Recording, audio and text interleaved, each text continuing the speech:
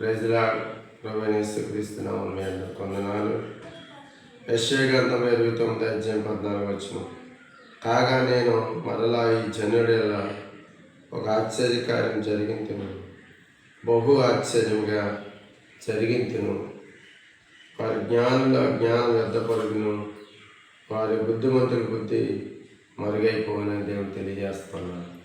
ఇశ్రాయేలు ప్రజలను ఐగుప్తు దేశం నుండి ఇసుకలో నడిపిస్తున్నప్పుడు, ఫరో సైన్యము తరుగుతున్నప్పుడు, ముందు ఎర్ర సముద్రము, వెనకాల ఫరో సైన్యం, ఎక్కడికి వెళ్ళాలో తెలియని పరిస్థితిలో దేవుడు ఒక ఆశ్చర్యకార్యం జరిగించాడు.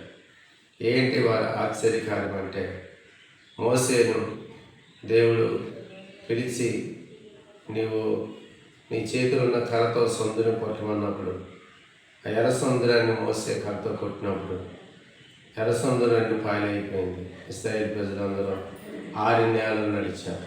ఈ రోజున ఎర్ర సముద్రం నీ ముందంటుందా? సైన్యము శత్రువులు నీ వెనకాల తరుగుతున్నారా? భయపడద్దు. దేవుడు ఈరోజు నీకు బహు ఆశ్చర్యకార్యం జరిగిస్తున్నాడు, బహు గొప్ప కార్యం జరిగిస్తున్నాడు. దేవుడు నీ పట్ల ప్రణాళిక కలిగి ఉన్నాడు కనుక బహు ఆశ్చర్యంగా కార్యాలు జరిగిస్తాడు. నమ్మండి, విశ్వసించు. ఈరోజే ఆ కార్యాన్ని చూడబోతున్నాం. God bless you.